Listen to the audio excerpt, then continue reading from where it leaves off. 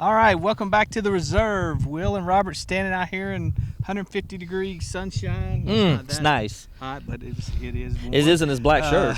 That's my fault. Appropriately today. This segment, we're going to focus on some of the things we've heard on the defensive side. Today's the day we get to speak to every single coach, so we got just tons of information. Make sure you stay on the site all day. We got stuff going to be flowing, probably flowing for the next week from some of the stuff we heard. Let's talk. Let's start off talking about Coach Venables. Obviously, you know, he's wearing a lot of hats. He's wearing the DC hat, and then, of course, he also talks a good bit about the linebackers. Talk to me about a couple things you heard from Coach V. Well, the first thing that really kind of stood out to me, Coach V went off on this rant, and it's on. I think it's on the video. I think Gavin recorded it, so you'll see it on the video.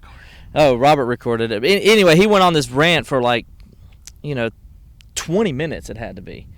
And the question was, about are you a little more nervous with the depth at defensive tackle than you were a year ago? And that was the wrong question to ask him, because he comes back and says, yeah, I'm nervous.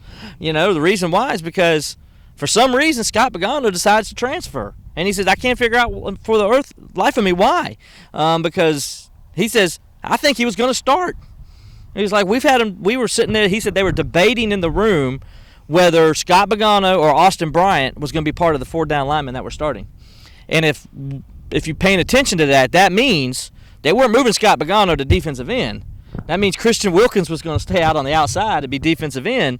Scott Pagano was going to stay on the inside and be defensive tackle and be the starter there next to Dexter Lawrence. So he felt like that was a pretty good crew. He said Scott Pagano started 14 games the last 2 years. He's a guy, the only reason he didn't start later in the season is because he got injured. He's like, or he would have probably started more games. And he said, so, he says, I was dumbfounded that, when he said he was transferring, we're like, why? Why? I mean, you're going to play here. You're going to start, and you're going to get, even if you don't start, you're going to get a lot of playing time. He was sort of upset about it, and he went on for a long time about that and how it could affect the depth of this defensive line this year at the defensive tackle positions. Not that he's down on the guys behind him, but he's like, Scott Pagano is a guy that was basically a starter. It was a guy they trusted, and he said he was a little surprised that Scott Pagano decided to go to Oregon. He said he didn't understand it, still doesn't. Well, the good news is there's plenty of other talent on the line, so yeah. I think we'll be okay there. We'll talk a little bit about what Coach Bates said in a little bit. One thing Coach Venables we did ask him, I think you were the one that asked him, obviously this year's different for him, because we don't have Coach Brooks, we don't have Coach Hobby. That's right. We've got one coach coaching both positions on the D-line. They talked about how they're having the GAs help out there a little bit. Mm-hmm. They were hoping to have Lemansky Hall fill that 10th position, but that assistant got pushed out till January thanks to the ruling by the NCAA. So they're kind of doing some things. Coach V did say he's had a few times where he's gotten engaged there himself.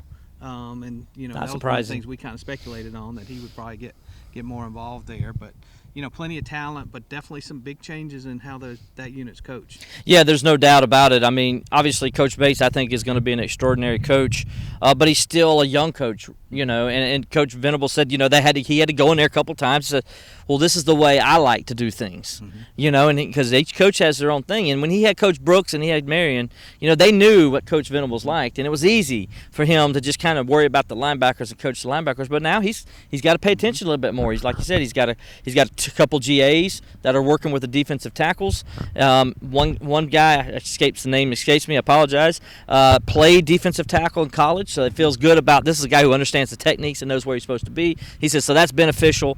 And of course, he's like, we're talented, so it's not like they got some good players up there too that are talented and also fundamentally sound, because it comes back to Coach Brooks and what he taught them. But he mentioned that the GA worked under Coach Brooks last year, so he kind of knows what Coach Brooks likes to do, and they want to stick to that. He made a point to say that. We kind of want to stick to that a little bit. And so you're going to see a lot of Dan Brooks' influence on those defensive tackles. But they got two graduate assistants helping on the defensive tackles, and then, of course, with the defensive ends, it's going to be Todd Bates' crew. And Coach Bates did say, the worst mistake I could make is to try to be Coach Brooks and try to be Coach Hobby. So he's going to try to keep the things going that they had working, but he's also going to try to incorporate put his own influence in there, and obviously Coach V will be looking over him and making sure things go the way he wants, because ultimately it's his defense. Mickey Conne, another new coach. We did get to talk to him today. Talked about the safeties. He's going to be coaching the safeties this year. Had tons of praise for his unit. He talked about Tanner Muse and just said people do not understand how good this guy is. I mean, he's just blazing fast. He said every time he was on the field last year, had to block a punt, national championship game, had to pick 6 against Syracuse. Just a big play guy. Said where he's improved is his understanding of the defense and the mental part of the game, but physically, he's as good as anybody Clemson's had back there. Van Smith is making the move to the field side. Also talked a lot about Isaiah Simmons and said that he ran a 4.31 last week. So, he's built like a truck, and he's got that kind of speed as well. So, there's some inexperience back there, with the exception of Van Smith, but there is a ton of talent back there at safety. Well, and you mentioned Van Smith, but how about Tanner Muse? Yeah. For that 4.26 speed, that's just that's Tavian Feaster, Deion Kane speed. So he's obviously one of the 3 fastest guys on the team. You got that. I didn't realize he was that fast, and then I remembered the touchdown last year and how explosive that was. He caught the ball and then boop, he's gone. And he just outran everybody. And I thought, okay, wow, that's pretty cool. So that secondary, I'm gonna tell you, they're gonna surprise people. Not just the safeties, but I like those, and we got some other information we'll talk about there. I like the corners as well. It's going to be pretty fun to watch that secondary. Go on, talk about that. Obviously, Coach Reed gets to focus a little more just on one position, although he's still overseeing both. And I think actually having 2 coaches back there, one coaching safety, I think it benefits. One coaching corners, with the kind of talent Clemson has, I think that's going to be a huge benefit. Absolutely. And Coach was telling us, Coach Reed was telling us, Kayvon Wallace, he says, man, he looks good, especially for that boundary position. Now, think about the boundary position, who's competing for that starting job. You got Ryan Carter, who we think is probably going to ultimately be the starter at nickel, because they like to play the nickel, and Venables feels really good with him there. But you got Trayvon Mullen, and you got Wallace, and you got Mark Fields, even though I think Mark Fields is going to probably maybe take over, or at least going to battle Edmonds for that starting job over on the field side. But that boundary corner position with those 4 guys battling it out, and then you hear things like today where he says Kayvon Wallace is a beast, and he's out there doing his things, and that's not even his natural position. He came in as a safety, and he's still learning it, and he's balling like that already. Yep. Imagine all these guys are going to play. Mullen's coming on year 2. He knows the system now. Exactly. Physically, he's more talented than a lot of those guys out there. Oh, by the way, you got A.J. Terrell just arrived on campus, another 5-star at the position. 6'2" guy. So, the talent level there is better than I've seen in a long time at Clemson. There's some youth, but there is plenty of experience. It's a lot of talent. And who was it? It might have been Coach Venables. Coach Venables said there's a big difference in having a guy who's 3rd string, and you're like, okay, he's 3rd string, and you go ahead and put him out there.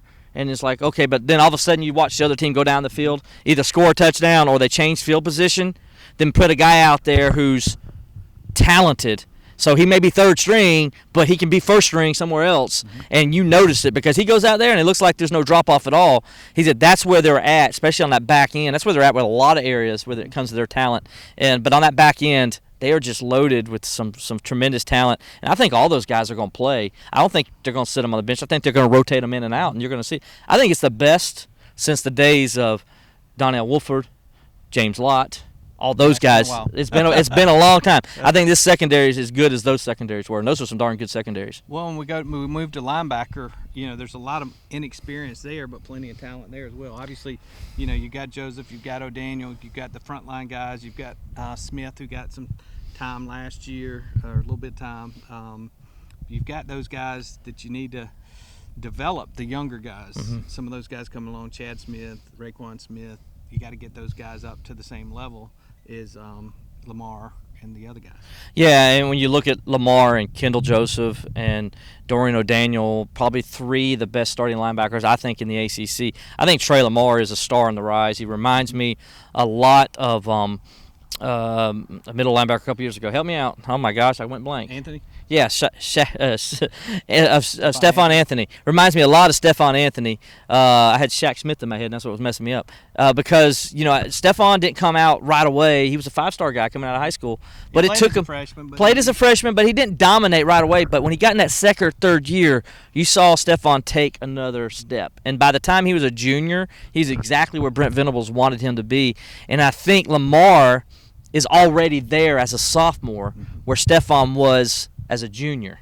And I think you're going to see that this year with him, a guy who can not only go downhill and go get the ball carrier, he can drop back in coverage. He helps you in coverage. I think he's going to pick off a few passes because it's going to surprise some people because he's going to be able to drop back and cover as well. And I think you're going to get that also with Shaq Smith as well over on the weak side when he's going to be playing, when he does get to come in, because they really like him in that area too. Kendall Joseph, I think, is a little bit better fit there than Ben Boulware was, even though I love Ben and his fiery attitude. But Ben, you heard who said no, Ben knows I love Ben, so and I love everything about Ben Bower. But from an athletic standpoint, Kendall Joseph I think is a little bit better fit over there, and then Dorian O'Daniel.